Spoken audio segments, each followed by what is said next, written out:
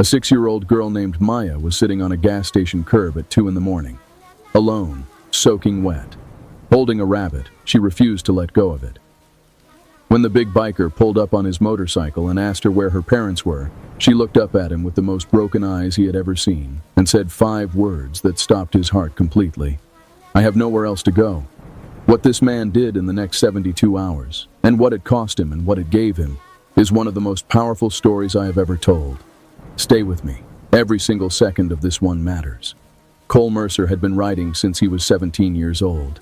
He was 43 now, and the road was still the only place his brain went completely quiet. Not silent. The engine was always loud, the wind always present, but quiet in the way that mattered. The thoughts that chased him in ordinary life couldn't keep up at 70 miles an hour. The grief, the regret, the long list of things he'd done right, and the shorter but heavier list of things he hadn't. He rode alone mostly. He had friends in the Ironwood Riders Club out of Sutton Falls. Good people, solid people. But Friday nights, he rode alone. It was his thing, his ritual. Out on Route 9, where the road curved through the pine woods, and you could go for 20 minutes without seeing another car, just you and the headlight in the dark. He was coming back from one of those rides on a Friday in late September when he pulled into the Sunridge gas station on the edge of town for fuel. He was exhausted. He wanted coffee. He wanted to get home, shower, and sleep. He almost didn't see her. She was sitting on the curb at the far side of the parking lot, mostly in shadow, just outside the reach of the gas station lights. Small, very still. A little girl in a pink jacket that was soaked through, her dark hair flat against her face from the rain. She was holding something against her chest with both arms, a stuffed rabbit, white and gray, almost as soaked as she was. Cole stood next to his bike for a moment. He looked around the parking lot. A truck is at the far pump, and the driver is back inside now. The gas station attendant is behind the glass, scrolling his phone. No adults near the girl. There's no car with a parent getting snacks. Nothing. He walked over slowly. He crouched down a few feet from her so he wasn't towering over her. He had learned, from years, from experience, from things he didn't talk about, that you don't loom over a scared child. "Hey," he said, quietly. "You okay?" She looked up at him. He was not a man who rattled easily. He had seen a lot in 43 years. He had buried people he loved. He had made decisions in crisis situations without flinching. But the look in this little girl's eyes, 6 years old, maybe 7, dark eyes huge and exhausted, and carrying something no child's eyes should carry, that rattled him. "I have nowhere else to go," she said. Cole stayed very still. "What's your name?" he said. "Maya." "Okay, Maya, my name's Cole." He kept his voice level and calm, even though his chest was doing something complicated. "Are you cold?" She nodded. "Can I get you inside where it's warm?" She looked at him for a long moment. Evaluating. Children who have been through things develop an instinct for people, same as animals do. She looked at him the way you look at something when you're deciding whether to trust it. Then she stood up, still holding the rabbit, and walked with him toward the door. Her name was Maya Reyes. She was 6 years old. Cole got this information in pieces, slowly, over hot chocolate from the gas station machine, and a bag of crackers that were the best the attendant, a young man named Pete who turned out to be genuinely decent, could offer. Pete had called the non-emergency police line the moment Cole had brought Maya inside. He'd done it quietly, not wanting to scare her.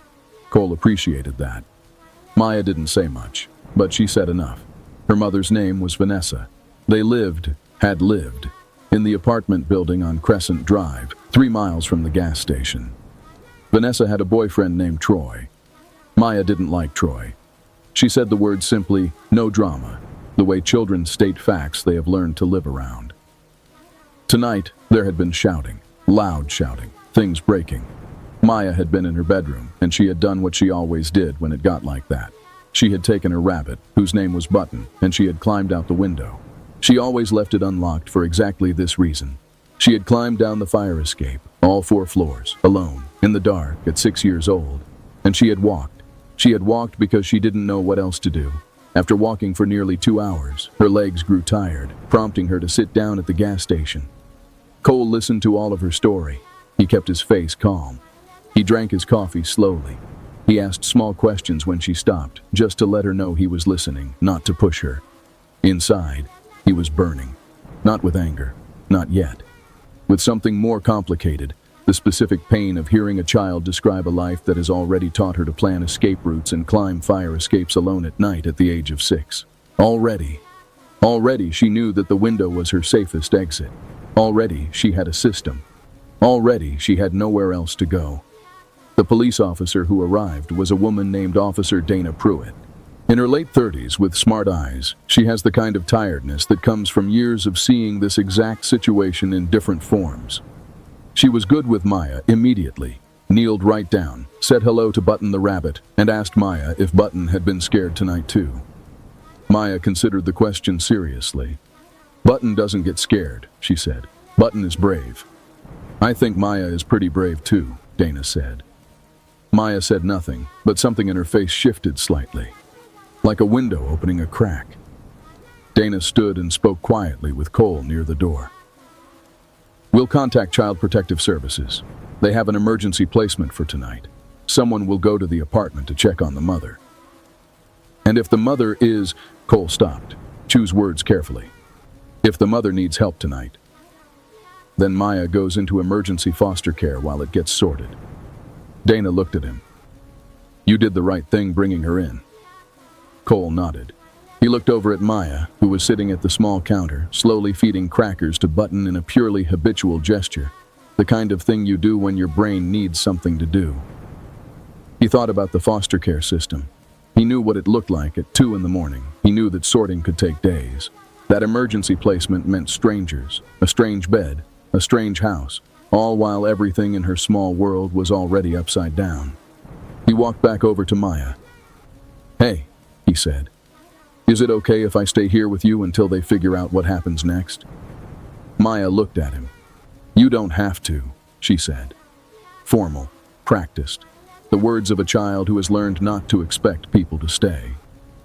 "I know I don't have to," Cole said. "I want to."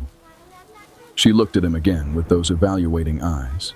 Then she slid Button across the counter toward him. Just slightly. An inch. It was the most trust she had. He understood it completely. Vanessa Reyes was alive. That was the first thing Officer Dana told Cole at 3:15 in the morning. She'd gone to the apartment with a partner. Troy, whose last name was Faber and whose record Dana pulled up on the way over, had been taken in for questioning. Vanessa had a bruised jaw and a cut above her eyebrow, and she was scared, and she was shaking, but she was alive, and she was asking for Maya. Asking for Maya's part mattered. Cole needed to know that. Maya went to the hospital with a Child Protective Services worker named Grace to be with her mother while Vanessa was examined and processed, and the situation was assessed. Grace was kind. Cole could tell that much. Maya walked out holding Button against her chest, and she turned at the door and looked back at Cole. "Will you be here?" she asked. Cole looked at Grace, who gave him a small nod. "I'll be here," he said. He sat in that gas station until 6 in the morning. Pete made him 3 more coffees and didn't charge him for any of them. They didn't talk much, just 2 people keeping each other company in the early hours, which is its own kind of conversation. Cole sat and thought. He was not a complicated thinker. He believed in that about himself. He was a practical man. He was a mechanic by trade and the owner of Mercer's Auto, a solid business with 9 employees and a good reputation. He lived alone in a house that had 3 bedrooms and needed 2 of them. He had never married. He had been close once, a long time ago, but that was a different story for a different night. He had no children. He had wanted them quietly, in the way he wanted most things, without making a noise about it, just carrying the want somewhere inside him. He thought about Maya climbing down a 4-story fire escape alone. He thought about her saying, "I have nowhere else to go," like it was a weather report. Matter of fact, already resigned to it. He thought about Button the rabbit, who doesn't get scared because Button is brave. He picked up his phone. He had Grace's card. He stared at it for a long time. Then he did something he had not planned to do when he rode out on Route 9 that evening for his Friday night ritual. He called his friend Nora. Nora Chen was 51 years old, a social worker with 24 years of experience, the toughest and most practical person Cole had ever known, and the closest thing he had to a sister. She answered on the 3rd ring despite it being 4 in the morning, because Nora was Nora, and she understood that calls at 4 in the morning meant something real was happening. He told her everything. She listened without interrupting, which was how he knew she was taking it seriously. When he finished, there was a pause. "Cole," she said. "I know," he said. "This is not a small thing. I know that. You understand what you're talking about? The licensing, the home study, the training. It's months. And Maya's situation, the mother is still in the picture, which means it could go any direction. Reunification, long-term placement, any of it. I understand." Another pause. "What is it about this kid?" Nora said, not challenging, genuinely asking. Cole thought about it honestly. "She already has a plan for when things go wrong," he said. "She's 6. She already knows which window to climb out of, and she already knows not to expect people to stay. And she still walked 2 hours in the rain to find somewhere safe." He stopped.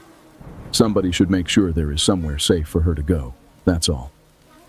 Nora was quiet for a moment. "I'll make some calls in the morning," she said. "I'll walk you through the emergency process for kinship care. It won't be instant, but I'll make it as fast as it can go." "Thank you, Nora." "Cole." Her voice was different now, softer. "You're a wonderful man. I know you don't always believe that, but you are." He didn't answer that. He wasn't built for receiving that kind of thing easily, but he held it. "Get some sleep," she said. "Soon," he said. Vanessa Reyes was 28 years old. She had grown up in Sutton Falls and had Maya young at 21, with a man who left before Maya was born. She had worked 2 jobs for 3 years, waitressing at the Crestwood Diner and shifts at a laundromat on 5th, to keep them in the apartment on Crescent Drive. She had been doing okay. Not outstanding, but okay. Proud of okay. Troy Faber had come into her life 18 months ago. Charming at first, the way those men always are. By month 4, the charm had an edge to it. By month 8, the edge had a weight behind it. By month 14, there was nothing left of the charm at all. Vanessa had stayed because she was scared, because she had a daughter and no family in the city, and no money saved and nowhere to go, which is the same trap it has always been, dressed up in different centuries and different apartments. She had not known Maya had climbed out the window at night. When Grace told her that, sitting in the hospital room with the ice pack against her jaw, Vanessa broke down completely. Not crying, deeper than crying. The sound a person makes when something cracks all the way through. "She never told me," Vanessa kept saying. "She never told me she did that." Maya had never told her because Maya was 6 years old and understood somehow that her mother already had too much to carry. Cole went to the hospital the next morning. He went with flowers, which felt inadequate, and a stuffed bear he'd bought at the gift shop downstairs because he didn't know if Maya would want company for Button. He stood outside the room for a moment before going in. Grace met him in the hall and told him the situation. Troy Faber was being held. There would be charges. Vanessa was safe. Maya was with her mother. CPS was involved, and there would be an ongoing case. "I want to talk to someone about emergency placement," Cole said. "If it comes to that, or even just being a consistent presence for her, whatever the right process is." Grace studied him. She had been doing this job for 16 years, and she was good at reading people. She read Cole for a moment. "Come to the family meeting Monday morning," she said. "Bring ID. I'll put your name on the list. We'll talk about what's possible." He nodded. "Can I give her the bear?" he said. Grace smiled. First time he'd seen her smile. It changed her whole face. "Yeah," she said. "Go ahead." Maya was sitting up in the hospital bed next to her mother when Cole came in. Vanessa looked at him, this large, leather-jacketed man with a bear under his arm, with the careful eyes Maya had, and Cole understood immediately where Maya had learned them. "You're the man from the gas station," Vanessa said. "Yes, Cole Mercer." He set the bear on the end of the bed. "I just wanted to check that you were both okay. I don't mean to interrupt." Maya had already picked up the bear. She looked at it seriously, then held it next to Button to evaluate compatibility. "You stayed all night," Vanessa said. "Grace told me. Pete made good coffee." Vanessa looked at him for another long moment. "Why?" she said. Simple. Direct. Cole thought about the honest answer. "Because she asked if I'd still be there," he said. "And I didn't want her to be right about people leaving." The room was hushed. Maya looked up from the bear and the rabbit. She looked at Cole. Then she held both of them up. "His name is Benny," she announced, referring to the bear. "Button likes him." "Good," Cole said. "I hoped they'd get along."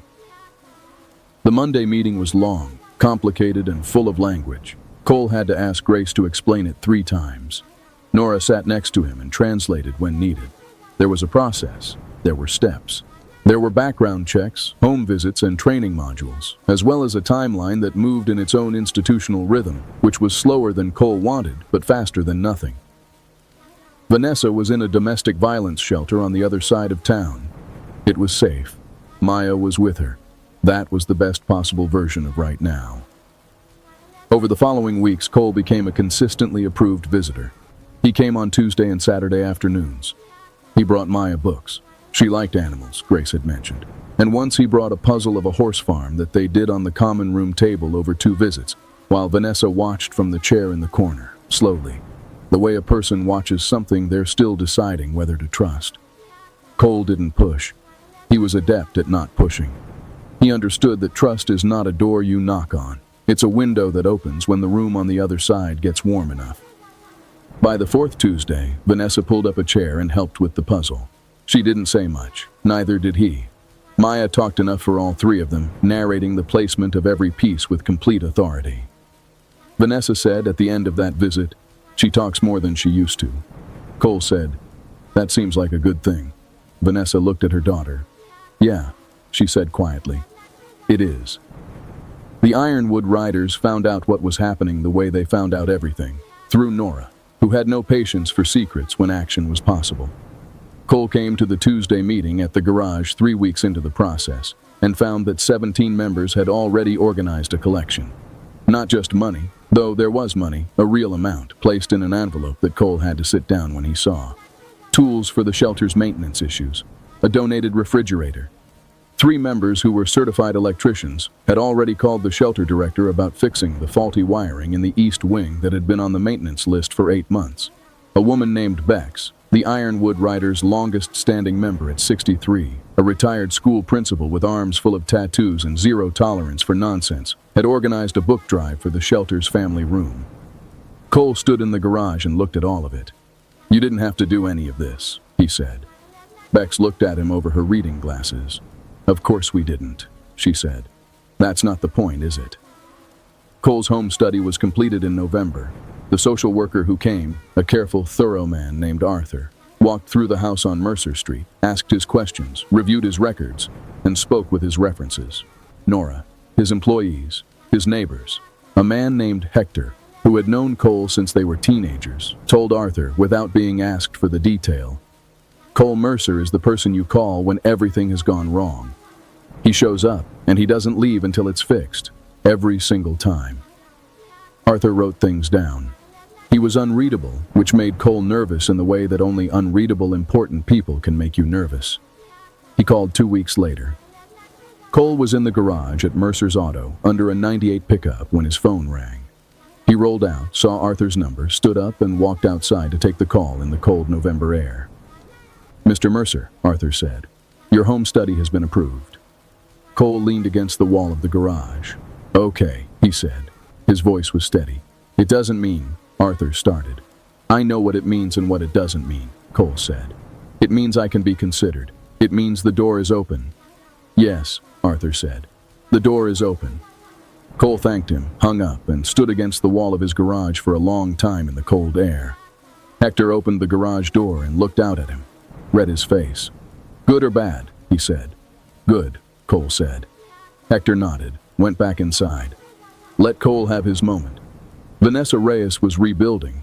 It was not fast and it was not linear, and there were hard days that knocked her back before she could find the ground again. But she was doing it. She had a caseworker named Phil who was consistent and honest. She had a lawyer, provided through the shelter's legal aid program, handling the situation with Troy, who had been charged and whose court date was coming. She had a job offer from the Crestwood Diner, where her old manager had heard what happened and called the shelter directly to say her position was open if she wanted it. She was learning slowly that asking for help was not the same as being weak. This was harder to learn than it sounds. For people who have survived on their own for a long time, help can feel like debt, like obligation, like something that will eventually be taken back. Cole had told her once, very directly, the way he said most things. Nothing I've done comes with a bill attached. I want you to know that. Not now, not ever. She had looked at him for a long time after that. Why are you like this? She said. Not rudely, genuinely. He thought about it. My mother raised me to believe that if you can help someone and you don't, that's a choice you'll have to live with. She was right about that. Vanessa nodded slowly. She sounds like she was a good person. The best, Cole said. She passed 5 years ago. I think she'd like Maya. Vanessa's face did something complicated.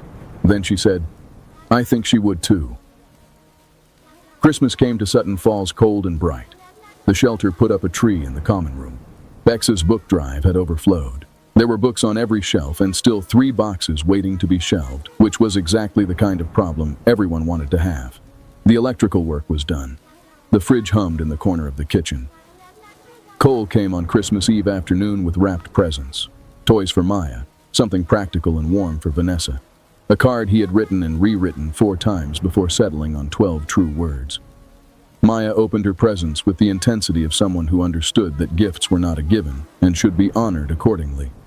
She got a book about horses, a set of colored pencils, and a small ceramic rabbit that looked something like Button. She held the ceramic rabbit carefully, set it next to the Button, looked at them together. They're family now, she said.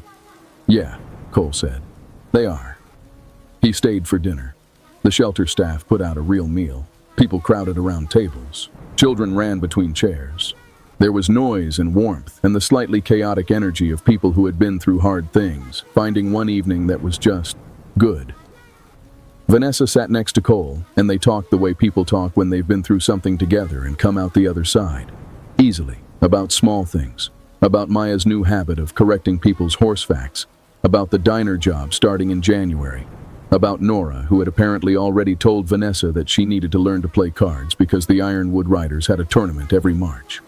At some point, Maya climbed up and fell asleep between them, Button in one arm and Benny the bear in the other. Neither Cole nor Vanessa moved. They just let her sleep. In February, Vanessa and Maya moved into an apartment on the north side of Sutton Falls. 2 bedrooms, 3rd floor, good locks. No fire escape outside Maya's window. Vanessa had checked. She would always check now. It wasn't perfect. Perfection was not the goal. The goal was a door that locked, a bed that was theirs, a life that was being built on ground that held. Cole helped them move. Hector came. Bex came and organized the kitchen with military precision while everyone else moved furniture. Nora directed traffic from the hallway, and somehow everyone did exactly what she said. Maya walked through the empty apartment that morning before the furniture arrived, and her footsteps echoed off the bare walls. She went from room to room. She stood in the doorway of her bedroom, small, empty, hers, and just stood there. Cole came and stood behind her. What are you thinking? He said. I'm thinking what color I want to paint it, she said. Cole smiled. What color are you deciding between? She thought very seriously. Yellow, she said. Or maybe the color of the Button. White and gray? Yes, like clouds. That's a good color for a room, Cole said. She turned and looked up at him, straight up, the way small people look at tall ones. Cole, she said. Yeah. Are you going to keep coming to visit? He crouched down so they were level. He looked her in the eye the way he had in the gas station parking lot. Straight, honest, no flinching. Yes, he said. I will be here for as long as you want me to. You're stuck with me, Maya. She looked at him for a moment. Then she threw both arms around his neck and held on with the total trust of a child who has decided someone is safe and is not letting go. Cole held on to the back. Over her shoulder, from the doorway, Vanessa was watching. She pressed her hand over her mouth. Her eyes were full. She didn't look away. That spring, the walls of Maya's room were painted the color of clouds. Cole did it himself on a Saturday morning while Maya supervised and offered detailed corrections that he followed exactly. Vanessa made coffee and put music on, and the window was open and the spring air came through. And Maya danced between the paint trays, and Button and Benny watched from the windowsill like small supervisors. It took most of the day. When it was done, Maya stood in the middle of the room and turned slowly, looking at all 4 walls. It's perfect, she said. Cole stood in the doorway and looked at the room. The small girl is turning in the cloud-colored light. Button and Benny are on the sill. He thought about a Friday night in September, a gas station. He stood on a curb, soaking in the rain. 5 words that had stopped his heart. He thought about his mother, who had told him that choosing not to help is a choice you live with. He thought about all the miles he had put on that motorcycle, running from quiet, from the empty rooms of a 3-bedroom house, and from whatever it was that chased him at regular speeds. He thought about how sometimes the road brings you home in a direction you never expected. "Yeah," he said quietly. "It is." Maya was still holding Button, she always would, but she had stopped climbing out windows alone at night. She had somewhere to go now. She had someone who stayed, and that, it turned out, was everything.